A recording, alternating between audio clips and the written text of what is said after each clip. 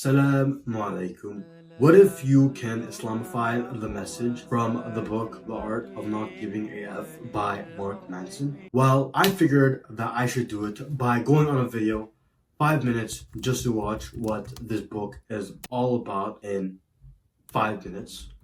And I figured that it should be all about, I don't care about anything, becoming the school leader or whatnot. But is it really? Well, today we're about to dive in two principles that struck me that I figured that can be translated into Islamic wisdom. So the Muslim contingent can actually apply this information in a way that is congruent to the Islamic way of life. If you're a non-Muslim, buckle up because you're going to get some new insights that will be thought-provoking, or my attempt to make that happen. So the first principle is found in chapter 2, which is titled Happiness is a Problem. Now, there has been a misconception that has been perpetuated by society itself, that happiness is a state where there's an absence of no problems. But from a degree to 0 to 10, how real is that? You have to wake up every single day the same exact way. You are always demanded of doing the same task every single day. If you're like me, you have to do homework, study. You have to do something regardless. So that doesn't seem like the utopia we all imagine ourselves to do. And that's exactly it. Happiness is a problem. Those who try to seek happiness itself and realizing that it is unattainable will be hit in the face with reality. And there's two mindsets that I want you to keep in mind that people adopt. And every single individual has gone through this. And I know 99%, unless you're part of the 1%, which I don't even know is possible. You're part of the 2. Somewhere down the childhood or somewhere now, you are either a person with a denial mindset or the victim mindset. Both of them have something in common, which I will get to. The first mindset is one who just denies the existence of the problem in the first place. You have to do homework, but you decide not to even do it. And they do it in the means of escapism. They just escape reality. Let me just watch Netflix. Let me watch some YouTube videos, some junk, gaming. Whatever they do, this is exactly what they do.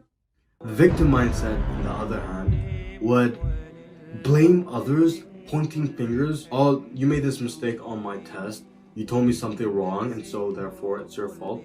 How is it their fault when you're not even supposed to speak in a test? So that's a consequence for you asking someone's help on the test because you shouldn't be speaking during a test. So give for him on his side, right? You're just pointing fingers and really not keeping any accountability to yourself. Both the mindsets are good in the short term because it makes you feel happy, but your future self will get extremely pissed and F you off because you should have done it. And while the responsibilities pile up, you happen to be just enjoying life. Therefore, happiness is a problem, is an actual problem because life is a giver of problems. So you can't expect yourself to feel free out of all the problems. The one thing you can do, however, is there's one remedy, and that comes from enjoying the solving of problems. You can literally walk around life with this one mind of, let me search problems and let me solve it. It's the period of enjoying the process of solving a problem which brings about this joy, because you are actually realizing the reality of life instead of running away from it, which comes from a source of negative experience. You actually confront it, and that's the way to go about it because there's no other way to go about it, and that is rooted from positive experience, from knowing that this is the reality of life. This is how you will go about it. Time to translate this into Islamic wisdom. So Surah Al-Baqarah chapter 2 verse 286. Allah does not burden a soul beyond what it can bear. This verse in of itself encapsulates the idea that whatever trials and tribulations that Allah sends down, whatever suffering, whatever problems is given, you can solve it regardless of the bigness of the problem itself.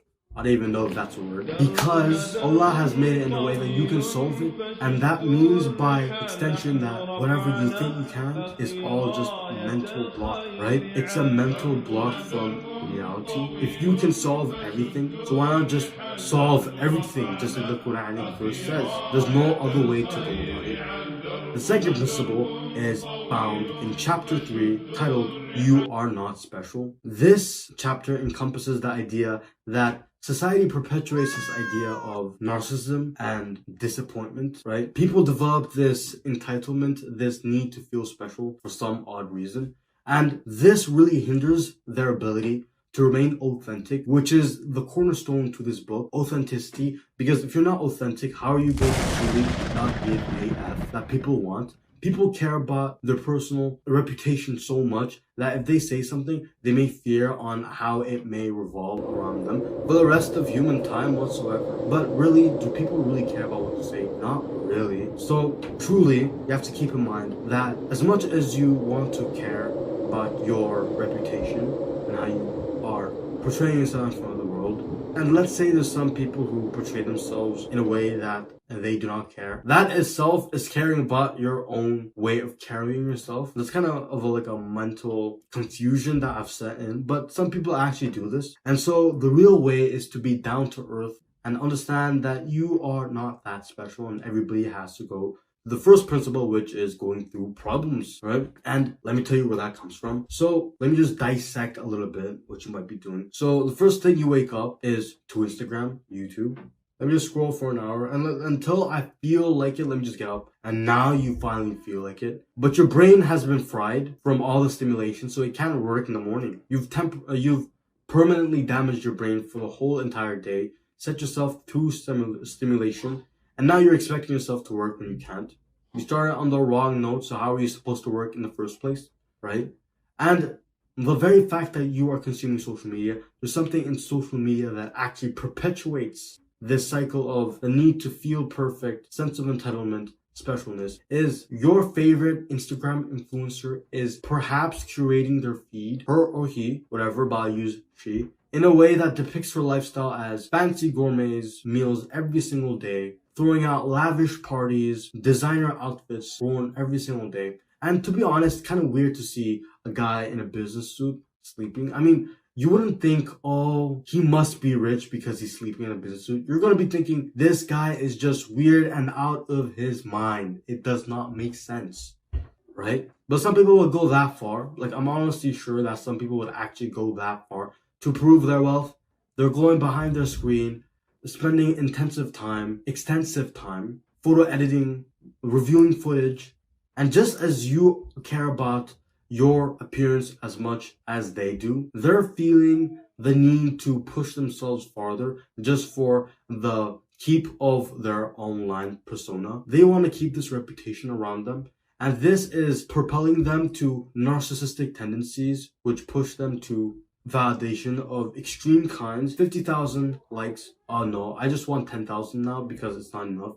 And this continuance is gonna lead them to disappointment because it's not enough. Nothing is enough at all. And the same thing for the poor person, right? The person that is watching it is no different from the person who's creating the content because they're both in that state. They're both bringing themselves down. So are you guys really special? You guys may be suffering from different problems, but the symptoms are the exact same.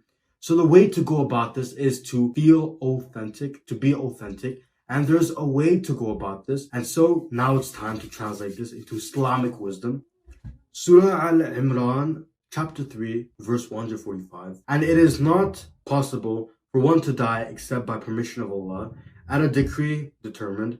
And whoever desires the reward of this world, we will give him thereof. And whoever desires the reward of the hereafter, we will give him thereof. And we will reward the grateful. You need to be grateful. You need to set a habit to be grateful. Because when you're grateful, you're not going to be looking up the person up there, but the person down there. Because the person down there is probably desiring so badly to change life with you. You're just ungrateful for what you have when people down there are suffering. They need what you have, but yet you are still unhappy. Be happy that you have parents. Be happy that you have a bed. Be happy you have a house under your head. Not many people actually have this in third world countries. Be grateful and you will gain. As simple as that. And this will combat this feeling of narcissistic tendencies, and it will really destroy that, because gratitude is really trying to be present and being thankful for the things you have. It requires you to be grounded and present and see things on a positive light instead of a negative light.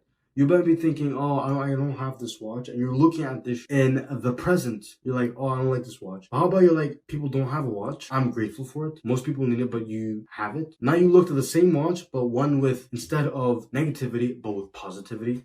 And this gratefulness will translate to many spheres of life. It will literally, inside of your body, elicit hormones that is productive, that will allow you to achieve more, make you feel more happy in general. So there's only no downsides but good sides along with being grateful with what you have.